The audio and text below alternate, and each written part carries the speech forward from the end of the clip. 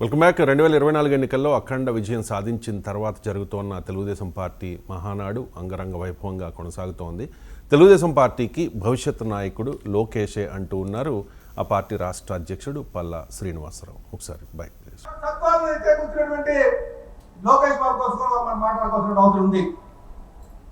కార్యకర్తలందరికీ అండగా ఉంటూ వారి సంక్షేమాన్ని తీసుకుంటూ వారికి ఏ కష్టం వచ్చినా సరే ఆదుకుంటూ ముందుకెళ్తున్నటువంటి తీరు, అలాగే వారు మనకి రేపు కాబోయే భవిష్యత్ నాయకుడు అని చెప్పి ఈ సందర్భంగా తెలియజేస్తున్నాం.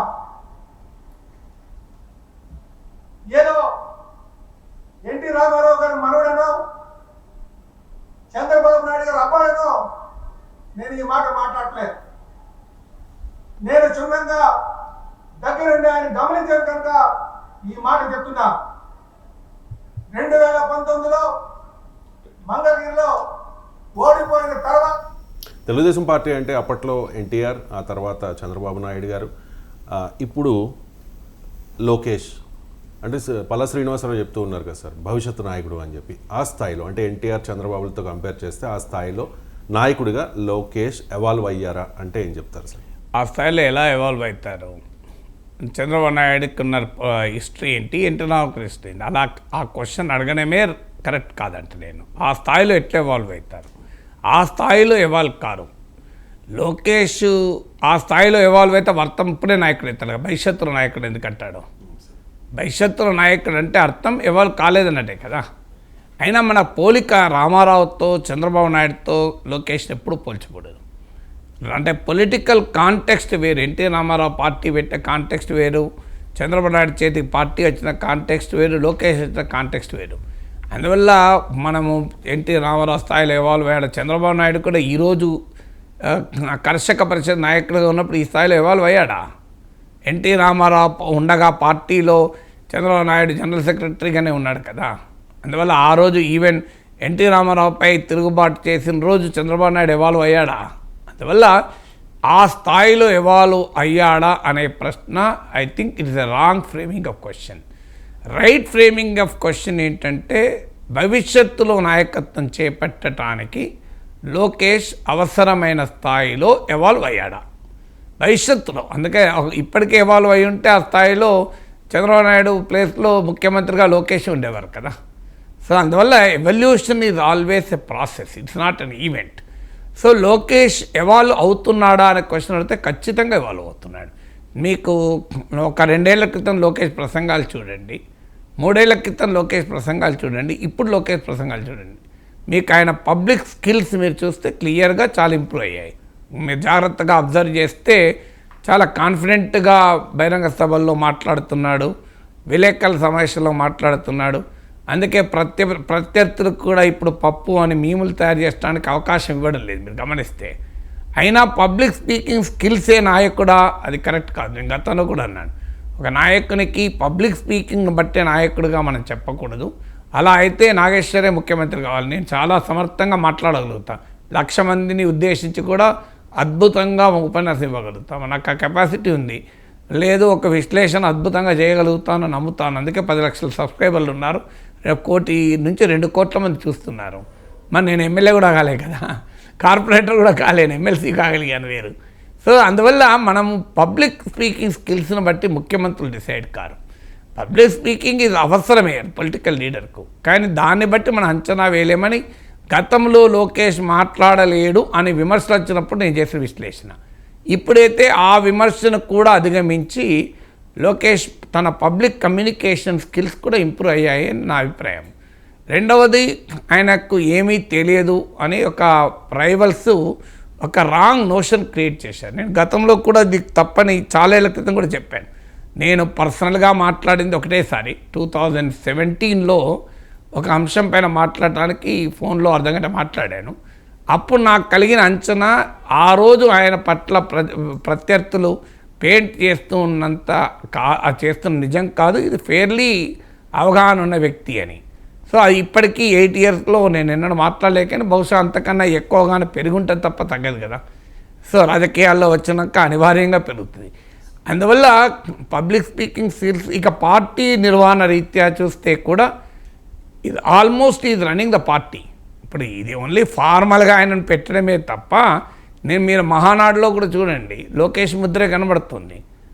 ఒకప్పట్లాగా చంద్రబాబు నాయుడు స్పీచెస్ కూడా లేవని వార్తలు వస్తున్నాయి. మీరు ఒకప్పుడు ప్రతి తీర్మానం పెట్టినప్పుడు తీర్మానం ప్రవేశపెట్టమని అడిగే ముందు, ప్రవేశపెట్టి సెకండ్ చేసినాక కంక్లూడ్ చేసే ముందు చంద్రబాబు నాయుడు ఉపన్యాసాలు ఇచ్చేవారు. ఇప్పుడు ఇస్తలేరు అంటున్నారు. ఈవెన్ నిన్న 6:30 క్లోజ్ అయింది నేను చదివాను.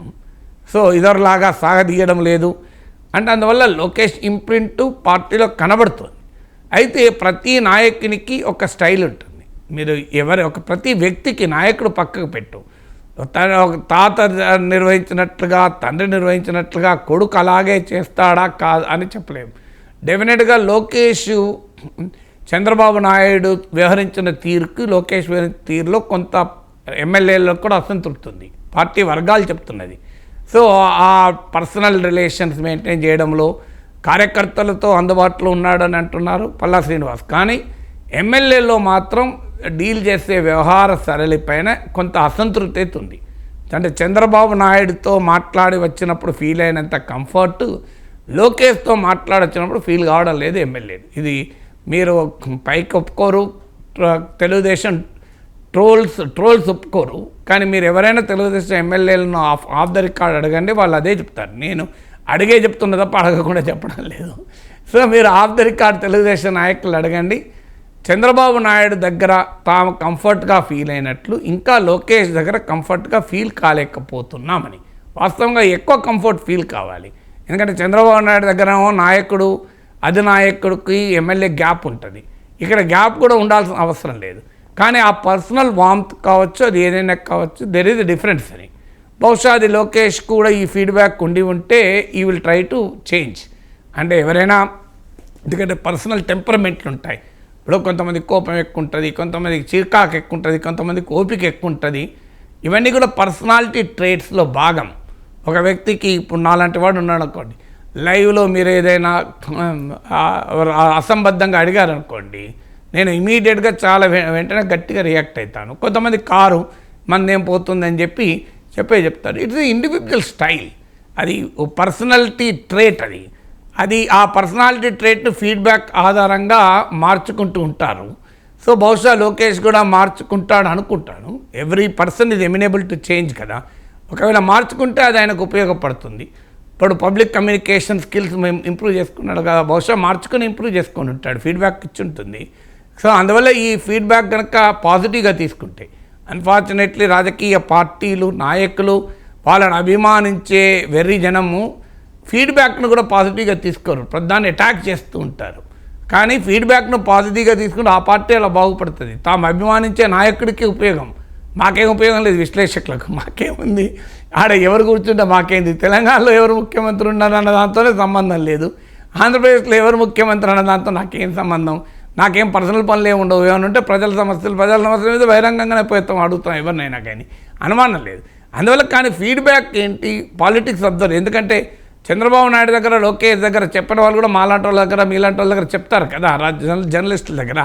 సో అందువల్ల ఆ ఫీడ్బ్యాక్ ఏంటంటే still he has to improve the way he maintains relations with the party leadership.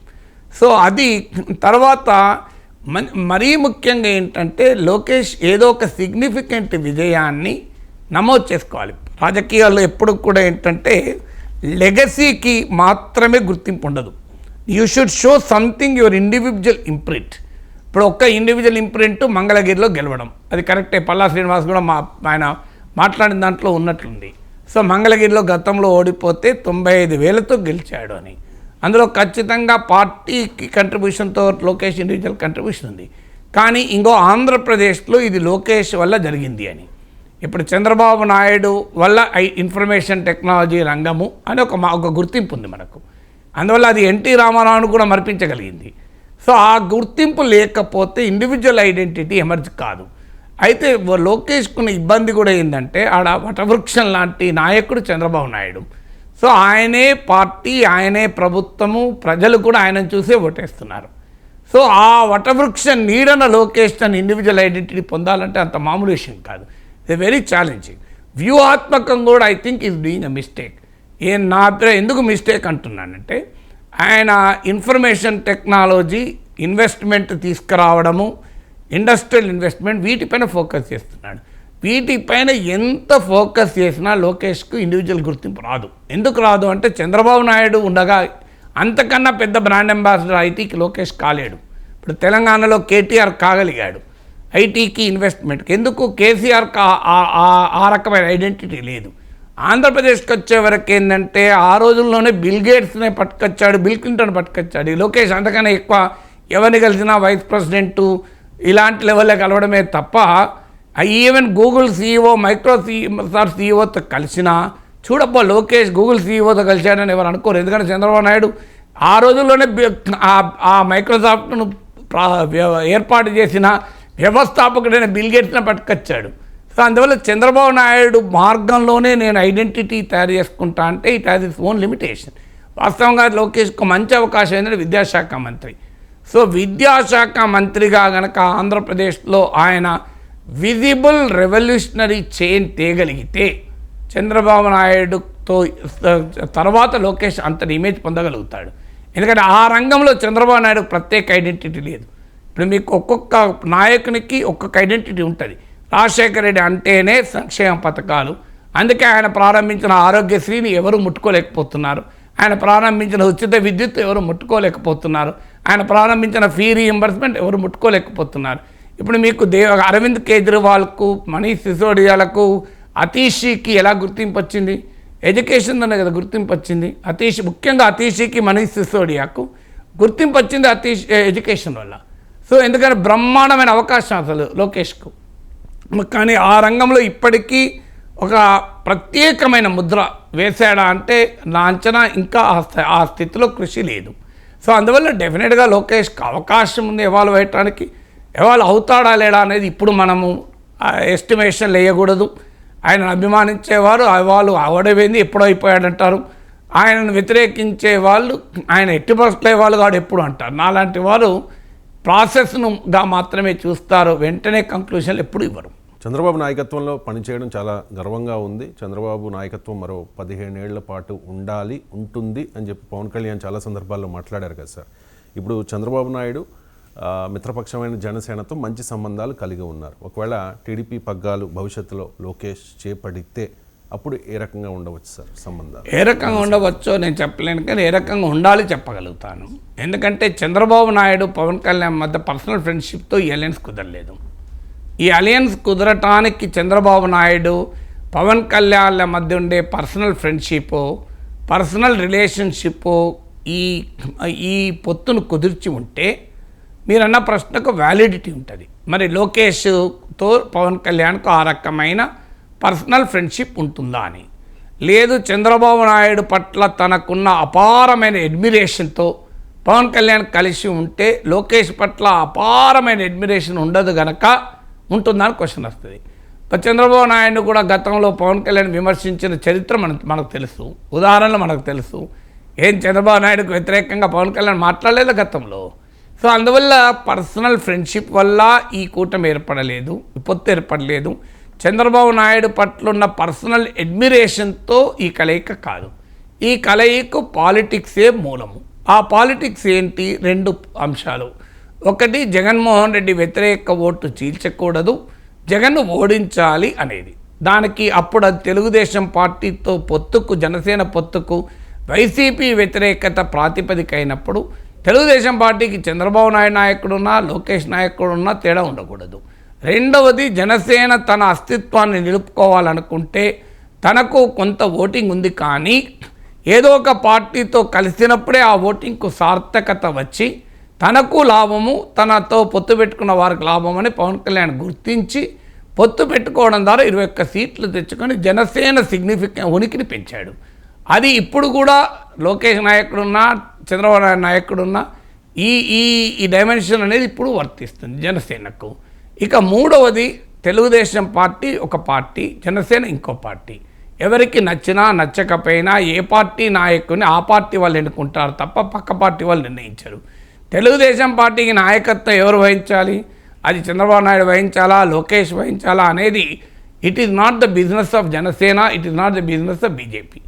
ఆ నాయకత్వంలో మార్పు వచ్చినప్పుడు, విధానాల్లో మార్పు వచ్చినప్పుడు పొత్తు పెట్టుకోవాలా లేదా అని అప్పుడు ఆలోచించుకోవచ్చు. కానీ తెలుగుదేశం పార్టీకి చంద్రబాబు నాయుడే నాయకుడు ఉండాలి, లోకేష్ నాయకుడు ఉండాలి అని నిర్దేశించే అధికారం పక్క పార్టీలకు, ఈవెన్ మిత్రపక్షాలకు కూడా ఉండదు. అందువల్ల లోకేష్ తెలుగుదేశం నాయకుడా, చంద్రబాబు నాయుడు నాయకుడా అన్న దానిపైన జనసేన వైఖరి ఆధారపడకూడదు. తెలుగుదేశంతో పొత్తుకు రాజకీయ అవసరం ఉంది, ప్రయోజనం ఉంది అని జనసేన భావిస్తే పొత్తు కంటిన్యూ చేసుకోవాలి. ఆ ప్రయోజనము అవసరము లేదు తనకు, రాష్ట్ర ప్రజలకు అనుకుంటే అప్పుడు విడగొట్టుకోవాలి తప్ప నాయకత్వం అనే అంశం ఆధారంగా జనసేన ఇగోలకు పోయి లోకేష్తో కన్నా నేను తక్కువ అనే ఇగోలు ఉండకూడదు. పర్సనల్ ఇగోస్ పాలిటిక్స్లో ప్లే చేయవు. పాలిటిక్స్లో అల్టిమేట్గా పొలిటికల్ అంశాలే ఉండాలి. నరేంద్ర మోడీ కన్నా చంద్రబాబు నాయుడు సీనియరే, చాలా రోజులు సీనియర్. చంద్రబాబు నాయుడు కూడా ఫీల్ అయ్యేవాడు ఈగో ప్రాబ్లం. దానికి మోడీ ఆన్సర్ కూడా చెప్పాడు, చంద్రబాబుజీ సీనియర్ హై, మైతో ఉస్మే సీనియర్ నహీ హై అని చాలా వ్యంగ్యంగా కూడా చంద్రబాబు నాయుడు మీద అనేవాడు. కానీ ఇప్పుడు ఈ సెకండ్ టర్మ్లో ఆ సీనియరు అనే ఈగోలోకి చంద్రబాబు నాయుడు పోవడం లేదు. పైగా ఇప్పుడు ఇంకో అటువైపు వెళ్ళి మామూలుగా పోవడం లేదు. మోడీని అసలు ఇంద్రుడు చంద్రుడు అంటూ బీజేపీ వాళ్ళకి ఎక్కువ పోతున్నాడు. సో అందువల్ల ఈగోలు పనిచేయవు. వెంకయ్య నాయుడు ప్రెసిడెంట్గా, రాజ్నాథ్ సింగ్ ప్రెసిడెంట్గా, నితిన్ గడ్కరీ ప్రెసిడెంట్గా ఉన్నప్పుడు నరేంద్ర మోడీ పార్టీ ఆర్గనైజర్ సెక్రటరీగా ఉన్నాడు. మరి వాళ్ళందరూ మీకు నరేంద్ర మోడీ ప్రభుత్వంలో మంత్రులుగా లేరా? అందువల్ల రాజకీయాలు నిర్ణయిస్తాయి. వ్యక్తిగతమైన ఇగోలు, వ్యక్తిగతమైన అంశాలు నిర్ణయించకూడదు.